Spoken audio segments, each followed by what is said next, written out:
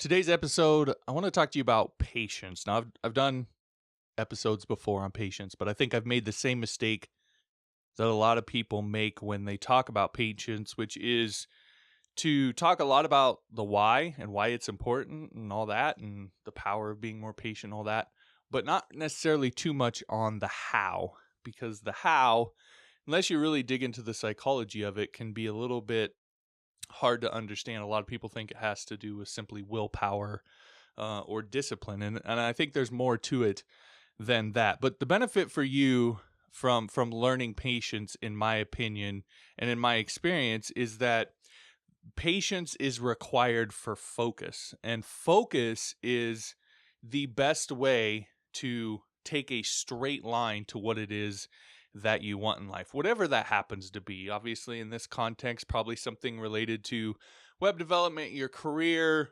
money, all those sorts of things. But it could be relationships, it could be anything. The things that you want out of life, there are steps that you're going to have to take to get there.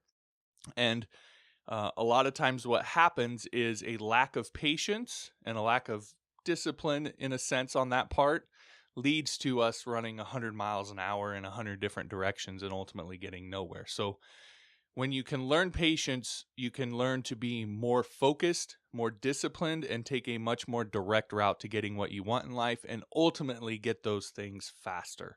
So that's what I want to show you how to do in this episode. There's a lot of developers who have a lot of opinions about what you need to do this coding thing for a living and be good at it.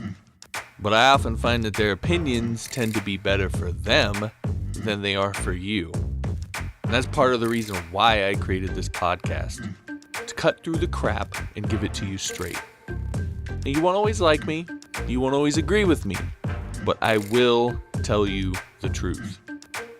I'm John Morris, and welcome to The John Morris Show. Now let's quit the yakking and get to it.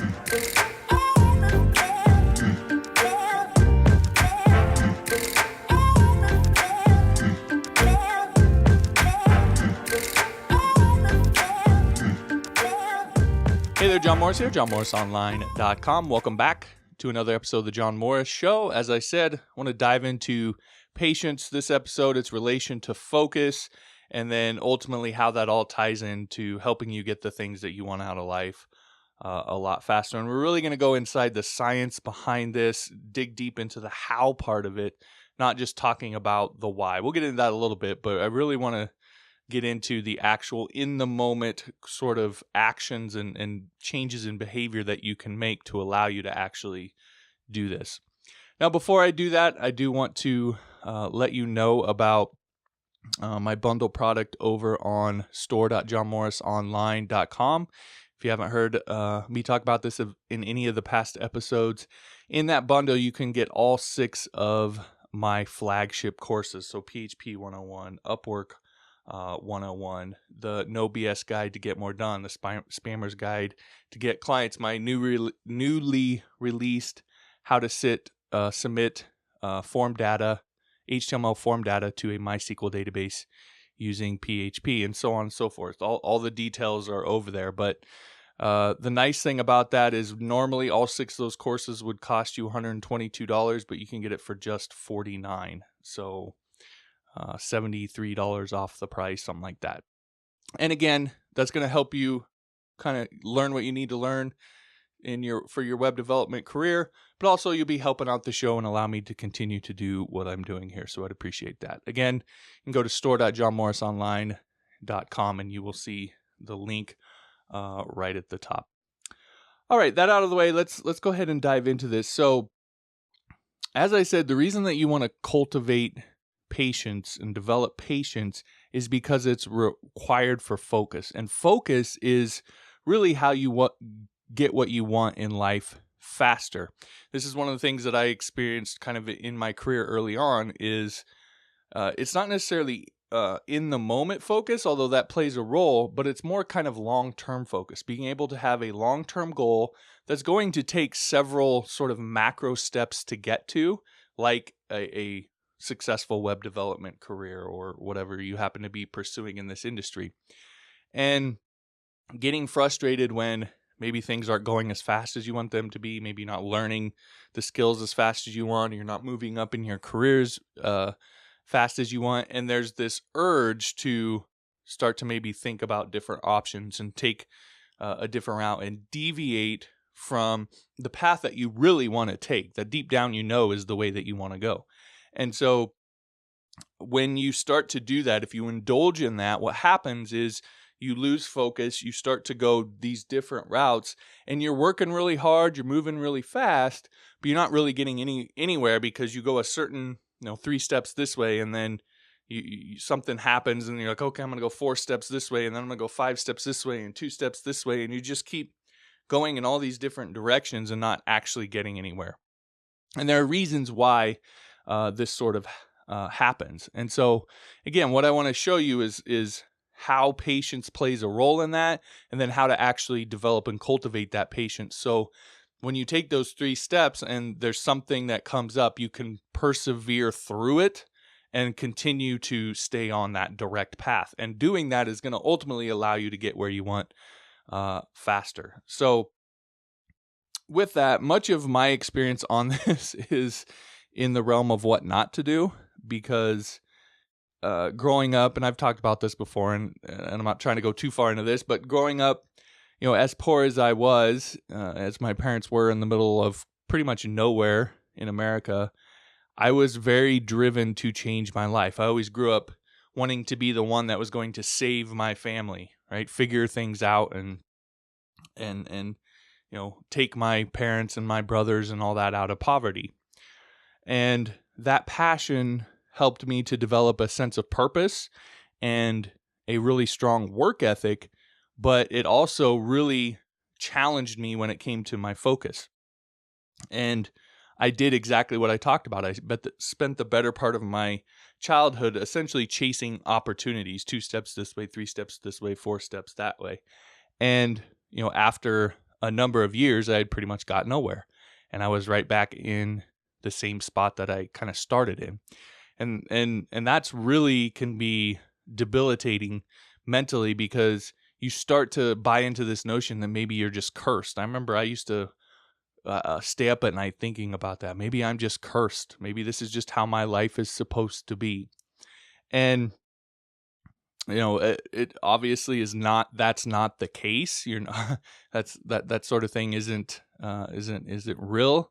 But when you get that in your head, it's hard to get it out. And again, the source of this problem is not being a patient enough to stay focused on something long term. But I mean, that's my experience, but I'm also pulling from actual psychologists and therapists that have studied this. So primarily what we're going to talk about today comes from Dr. Jane Bolton. She's a doctor of psychology. She's a licensed marriage and family therapist, and she's been practicing psychotherapy for over 25 years. She's a published author. I mean, this is basically what she does, and she actually works with people doing this. And she has a framework for cultivating patience in the people that she works with as a therapist. And so that's what we're going to get into. The actual science that I'm talking about is going to be that. And when you learn this, what you're going to walk away from this with is a step-by-step system for actually developing patience. So it's going to allow you to increase your emotional discipline and your ability to focus more long-term for longer and longer periods of time, and take more methodical, significant steps to get what you want in life and not get sidetracked or distracted or waste massive amounts of time and energy running 100 miles an hour in 100 different directions and getting nowhere. So that's what I want to give you. So the first thing, kind of the big concept behind this actual science, is to understand that patience is a skill. It's not something you're just born with, or you have a certain amount of patience, or it's not. It's something that you actually has to be learned and practiced and used consistently in order to be good at it. If you think of, any child, it's kind of obvious when you look at children that human beings aren't patient by default, and patience requires a tremendous amount of emotional discipline. And that's a kind of thing that you actually have to work on. And it can be cultivated through learning what the process for developing it is, and then actually practicing it kind of day in and day out.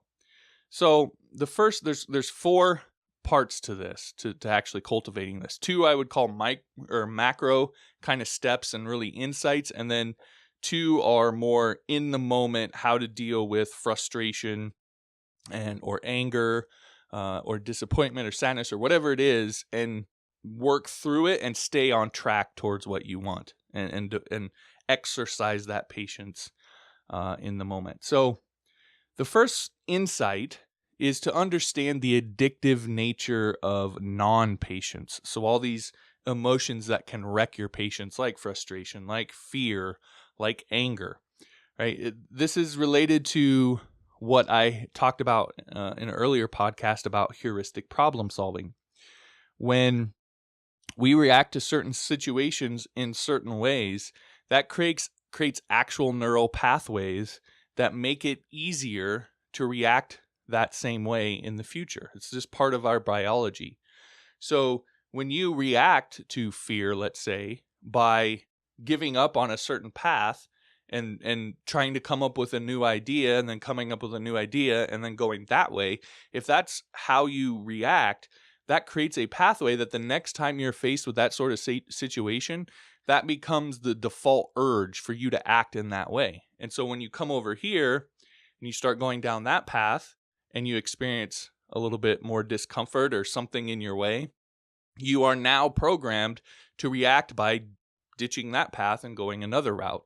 And so that automatic reaction becomes easier to respond that way, and it becomes almost kind of hardwired, and it becomes addictive. It just becomes the default way that you react to something. And that's especially true if that reaction is emotionally reinforced. So if you're going down a certain pathway and you experience discomfort for whatever reason, and you change directions and go some other way, and that relieves the discomfort, that is emotionally reinforcing that pathway. And so that pathway develops even quicker, and it becomes even more, it develops even deeper. So it becomes harder to resist in the future. So all of that to say, you have to understand the addictive nature of reacting this way. It builds real neural pathways, and it really does become addictive. And that's why I think it's a common thing that people know. You could go exercising, say, for 6 months, and then you skip one day, and next thing you know, a year later, you haven't exercised for a year. That's why that sort of thing can happen, because it only takes one time for you to start to, and especially when it's emotionally reinforced, it can take one time, and you can just suddenly be caught up in this trap and going down it if you're not aware of what's happening. So you just have to become aware, first off, of the addictive nature of this and how serious and important each moment is. Each single moment is critical for continuing that momentum. The second thing then is to embrace the discomfort, because as I mentioned, what our reaction actually is a reaction to discomfort, to something that's painful. And it is natural, kind of human, animal, I would say life in general. The natural reaction and instinct is to move away from things that you encounter that are painful. So it makes sense that that would be what we would do. And when we experience a certain discomfort when pursuing a goal, what happens is we start to see that discomfort as a roadblock. So maybe it's emotional pain about learning. Let's just take learning how to code, right? There's a point in there for most people where you get really frustrated, and you feel like maybe I'm not smart enough for this, or this isn't what I was meant to do. And there's all these things that can come up for you there. Or when you get into your career, it's like, man, I just learned how to code. I should just be able to get a job. Now I got to learn all this stuff when it comes to getting clients or getting work. And like those moments can become a frustration, can start to look like roadblocks. And if we're not willing to embrace the discomfort of that and just continue to keep doing what we're doing and move through that roadblock, then that's what happens when we say, okay, I'm not willing to go through that emotional pain, so now I'm going to try this other route, and let's just hope there's no emotional pain down this route. And the reality is, no matter what route you go down, there's going to be some sort of emotional pain. And so, in order to stop going 100 different directions and getting nowhere, you have to be willing to go through emotional pain, to embrace that that discomfort. So the only way to take a straight line to what you want and get there as fast as possible is to embrace short-term discomfort in order to get long-term gain. So the kind of the classic cliche line of no pain, no gain, there's actually some validity to that. Now, obviously people can take that too far, but no matter what route you take, there's going to be some sort of emotional pain. So you have to be willing to embrace that. So those are kind of the big picture kind of mindsets and approaches to all of this. There's also in the moment things that you can do. So the first one, the biggest one, is you have to learn to recognize these moments of discomfort and recognize them for what they are. So you can't do anything about them until you're aware of them. And you have to be not just aware it's happening, but aware what it represents. Aware that this represents a real roadblock, that this moment is serious, it's critical, and I can't just brush it off, or I can't indulge just this once, because that's going to kick in that addictive nature. That's going to start me down a path that's going to be really hard for me to get off of, and it's going to stop me or delay me or derail me from getting the things that I ultimately want in life. So it's not just becoming aware that it's happening. You have to do that. You do have to do that first, but also aware what it represents and how important and how critical and how pivotal this moment is for you to get right. Okay, so that's the first thing. Learn to recognize these moments of discomfort. And then the second thing is to manage self-talk. And the big idea here is thoughts create emotions. Emotions don't create thoughts. Now, a lot of people, when you say that their experience is so counter to that they're like, what? No. But this isn't just me, my opinion. This has been very, very heavily studied by therapists and all sorts of people. And this is the basis for what's called cognitive behavioral therapy, which is the most widely used evidence-based practice for improving mental health. This is the way, for the most part. You still have some Freudian people, but this is the way, for the most part, if you go to a therapist, that you are going to deal with whatever happens to be you dealing with. And the reason why is because it's actually been studied. They can test it and test the results, and people actually get results from this. And the base idea is that thoughts create emotions. That when something happens to you, the way that you react to it has to do with what's in your head. And it may not be that there's any sort of it can feel like an instant reaction, but the reaction that you're having is all based on the content of everything that you've learned up to that point, everything that you've experienced to that point, all of the stuff that's in your head that that affects the reaction that you have, which is why different people react to different situations differently. If thoughts didn't create emotions, if emotions were just automatic responses, we would all react to the same stimuli the same way. So you have to understand that it is ultimately your thinking, your long-term, it's your beliefs about things. It's also your in-the-moment thoughts that you allow yourself to indulge in that create the emotions that derail you. Now, the good part about that is you can control your thinking. So you can change your thoughts. And because of that, you can change your feelings and react differently to situations. So there's an empowering part of this whole thing. So with all that said, like I can always say here, that's a lot to throw at you. I want to give you some kind of hard, fast things that you can focus on and do to dig into this. So the first one is what I would call an in-the-moment ritual or routine or process of dealing with these moments of discomfort, because it really is individual moments that can derail you. And if you can master those moments, you can give yourself a lot better chance of remaining patient, remaining disciplined and focused, and keeping on that straight line towards what you want. So the first thing is kind of just recognize what's happening. We talked about awareness. The first step is to just is recognition. And you do that by having now watched this, hopefully turning up your sensitivity and your awareness meter to your feelings, and making kind of a bigger picture commitment that when you're feeling something, that you're going to really stop and take a step back and sort of dig in on that. So you have to recognize these moments of, I'm being impatient, I'm frustrated, I'm feeling emotional. Let me take a step back and figure out what's going on here. The second thing is then, as we mentioned, embrace it, or really more importantly, don't react. Don't just fall into that automatic kind of way of being. I always experienced this when I started I've gone through periods of my life where I would cut out, say, pop, or I'd cut out sweets, or these sorts of things. And sometimes those things had become a kind of default part of my life. So several years ago, when I would take my son Davin, still went to school, and he was in kindergarten, one of the situations was his older niece that lived with us. Her school started at, like, she had to be dropped off at like 7 a.m, and his school, he didn't have to be dropped off till like 8:30.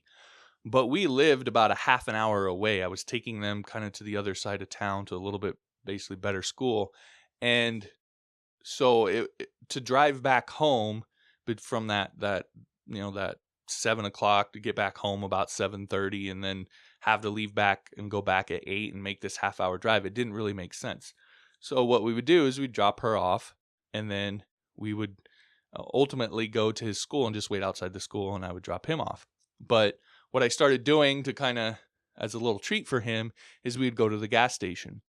Well, I got in the habit of, I'd get a coffee, but then the gas station had these really tempting donuts that I started eating, and I just started getting in this habit every morning of going to the gas station, getting coffee, getting a donut, and then going and sitting and waiting. Well, at first it started off with one donut, and then it was two donuts, and then I was starting to get to the point where I was like, maybe I should do a third. And this habit was growing into something that was actually starting to gain weight. It was starting to become a little bit of a problem. And so when I decided I needed to stop that, one of the things that would happen is I was still going to go get my coffee and do that part of it, but I just wouldn't get the donut. And some days I would be tired or not really paying attention. I'd be thinking about something else, and I would find myself at the donut thing, pulling out the donuts, and I really had never kind of consciously made a decision on it. It was just how I naturally reacted. It's like when you're driving a car and you're used to going to a certain place, but you're going somewhere else, and next thing you know, you find yourself driving to the place that you always drive to, and you're like, what am I doing? And then you got to turn around and go back the other way. I'm sure most of you have probably experienced something similar to that. That is this sort of addictive neural pathway kind of taking over. We can almost do things without really thinking about them. And that's a beautiful thing. It's a good thing for us. But when you develop bad habits, it can lock you into those bad habits. So you have to, again, be hyper aware of those and really focus on not just falling into that automatic reaction. Okay. So that's the second thing. And then the third thing, which is, I would say, the cure to the actual emotions and how you change your thoughts, is not what a lot of people try to do is bat away the negative thoughts and maybe do some sort of like internal brainwashing. But the most important thing that you can do is just simply to create context and get clear on what's most important to you. So for example, in the moments where I was standing there looking at the donut plate or at the donuts, and I had this strong urge, not only because they were good, it was emotionally reinforced, the taste bud part of it, but also it was something I knew, something I'd done. The routine of it all was drawing me in. The way to get out of that is for me to get clear on what's more important to me, this moment, in the moment right here, and how that's going to taste and all that, or my health, being alive 20 years from now for my kids, being able to go and run and play, and the sense of accomplishment and pride of losing, all that sort of thing. What's more important to me? So when you get clear on what's most important to you, what it does is now all of a sudden it puts everything in its proper context.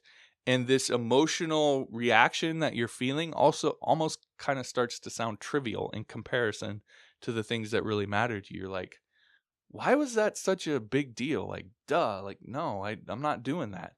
So always going back to getting clear on what's most important, what matters, what long term you're ultimately after is how you ultimately persist through these moments and actually exercise that patience. So knowing that sort of routine and using that, recognize, embrace, and get clear is how you actually deal with this stuff in the moment. So the second tip, I know that was a really long one, but the second tip is you need to practice this stuff. You can't wait until you need it to use it, because if you do, you're not going to be very practiced at it. And so it's going to be a lot more difficult for you actually to do it. And so one of the things that a lot of people in this space recommend, and what I recommend, is find small ways to practice patience. So stand in lines that you don't necessarily need to stand in line in.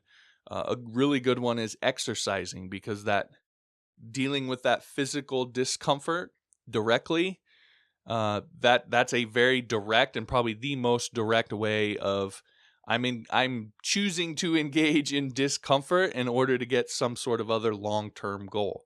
And so it gives you kind of real direct practice in that sort of patience and that discipline and that focus.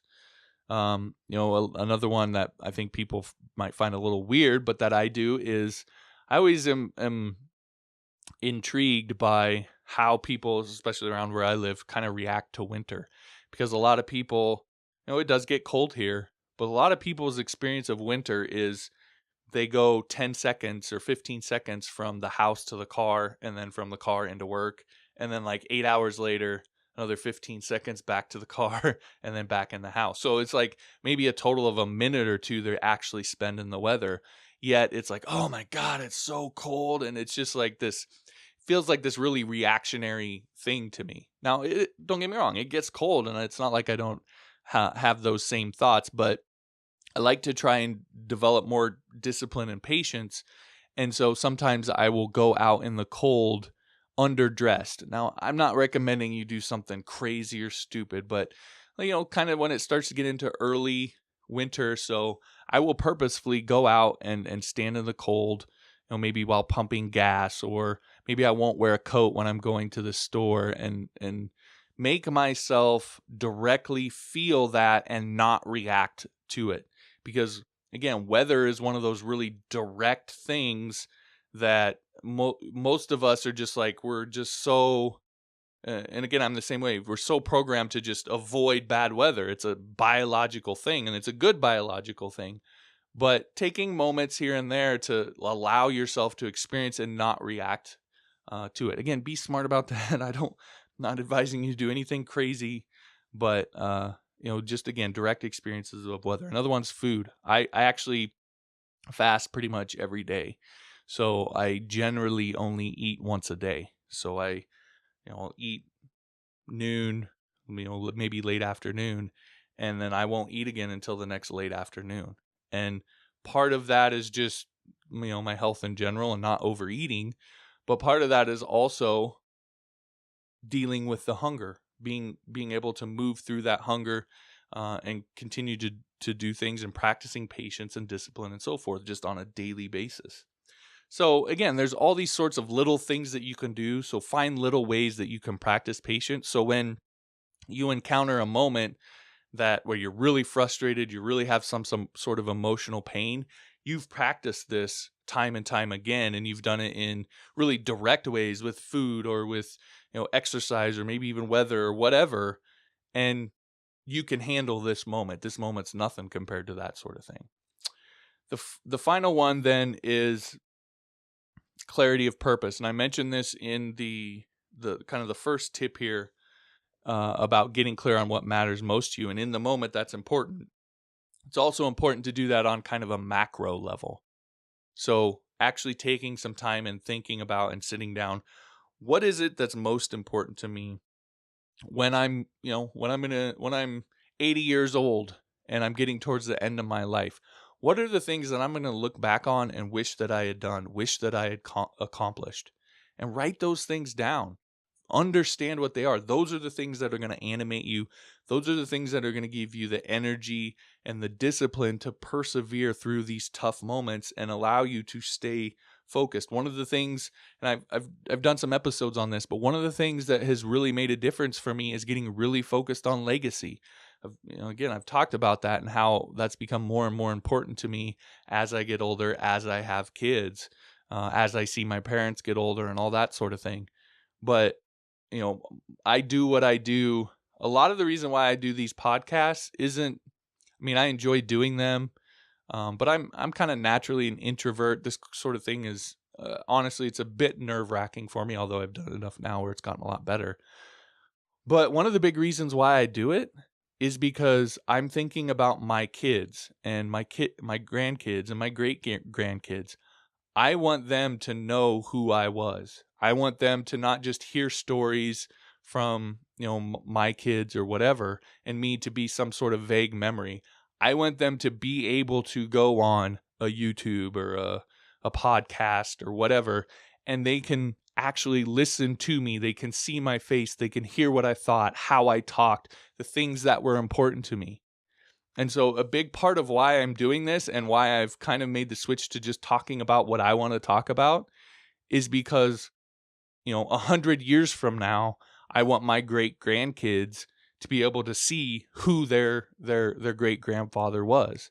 That's important to me. That's become more and more important to me as I've gotten older, and my own kids and all that sort of thing. So that is, and that having that focus has really changed my approach to a lot of things, and really allowed me to be a lot more focused on what matters to me. It's also one of the reasons why I've started putting out a lot more courses as of late, because again, I want my grandkids to be able to look back and look at what I did, and I want them to say, oh, my gosh, like, he did a lot of stuff. He put out a ton of information. His output was incredible. Say what you want about the content of it or whatever, but the volume is insane. And I feel like I have that in me. I have so many different things that I want to talk about and I think about and that matter to me and that I feel like I can provide value on, that I feel like that I'm capable of doing that. And so I'm doing it. Yeah, it's for my business. It's because I enjoy it. But a big part of it is because of legacy, because how I want to be remembered. So when you can get clear on those sorts of things, they can really drive you through a lot of emotional pain and help you to get laser focused on what matters and take really methodical steps towards those. And there's nothing that can knock you off track. So again, clarity of purpose. All right. So again, that's a lot of stuff. Maybe if you just listening, maybe go back and re-listen, maybe take some notes if necessary, or just take some time to think about these things and figure out ways. Again, you don't have to be 100% perfect, but getting clear on what matters to you, being able to recognize these moments of discomfort. Just a couple small changes that you make can make a huge difference in helping you get what you want out of life and get it a lot faster. So, all right, that'll do it for this episode. If you liked the episode, be sure to like it. If you want all the past episodes, all the subscribe links for the podcast, all that sort of thing, you can head on over to johnmorrisshow.com. While you're there, I'd appreciate if you'd click the Start Here link and follow through the instructions to rate and review the podcast over on iTunes. That helps spread the word about the podcast. I would really appreciate that. And again, that'll do it. Thanks for watching. We'll talk to you next time.